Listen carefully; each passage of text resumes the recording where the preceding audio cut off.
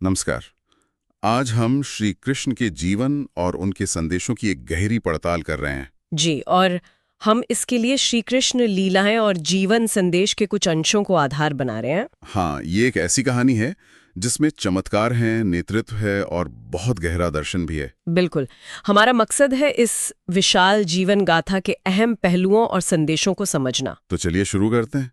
कहानी की शुरुआत ही असाधारण है। हाँ, जन्म ही देखिए, मथुरा का कारागार और फिर उसी रात यमुना पार करके गोकुल पहुंचना। नंद और यशोदा के यहाँ। ये परिस्थितियां ही उनके आगे की जीवन की भूमिका तय करती हैं एक तरह से। और फिर वो बचपन की लीलाएं, हाँ, कमाल की। हाँ, जैसे कंस के भेजे राक्षस, पूतना का वध। और वो कालिया नाग वाला किस्सा, यमुना को विषमुक्त करना। जी, और फिर वो गोवर्धन पर्वत उठाने वाली घटना अपनी छोटी उंगली पर। ये सिर्फ सुनने में चमत्कार लगते हैं या इनका कोई और मतलब भी है? स्रोत पर यही कहता है कि ये सिर्फ जादुई घटनाएं नहीं हैं। अच्छा, इनमें गहरे प्रतीक छिपे हैं। जैसे पूतना या कालीनाग का वध, ये बुराई पर अच्छाई की जीत दिखाता है।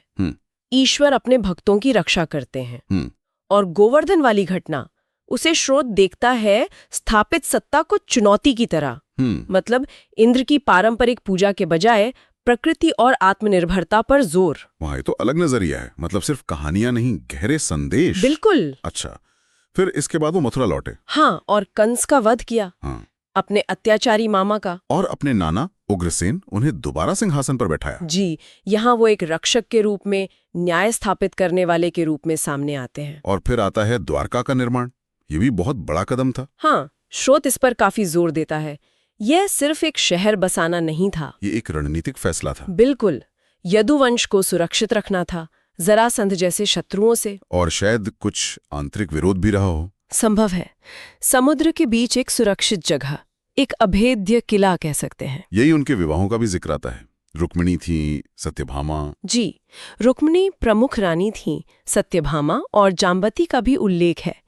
स्रोत इन्हें सिर्फ व्यक्तिगत संबंध नहीं मानता। तो फिर सामाजिक राजनीतिक गठबंधन। हाँ, उस युग के हिसाब से ये रिश्ते मजबूत करने और समीकरण साधने का तरीका भी थे। द्वारका सिर्फ किला नहीं, यदुवंश की समृद्धि और पहचान का केंद्र बनी। कमाल की योजना थी। अच्छा, अब आते हैं महाभारत पर, शायद सबसे चर्चित अध्याय। जी हाँ, और यहाँ कृष्ण की भूमिका एकदम अलग है। हाँ, वो योद्धा नहीं है, वो अर्जुन के सारथी हैं, मार्गदर्शक। बिल्कुल, और इसी कुरुक्षेत्र की भूमि पर वो उपदेश दिया गया जो आज विश्व प्रसिद्ध है, भगवद गीता। यहाँ कुछ बहुत गहरा होता है। गीता का महत्व तो खैर अद्वितीय है।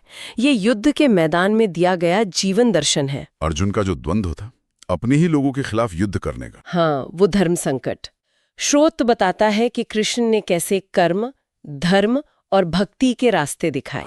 और खासतौर पे वो निस्वार्थ कर्म का सिद्धांत, फल की चिंता मत करो, अपना कर्तव्य करो। जी, बिल्कुल।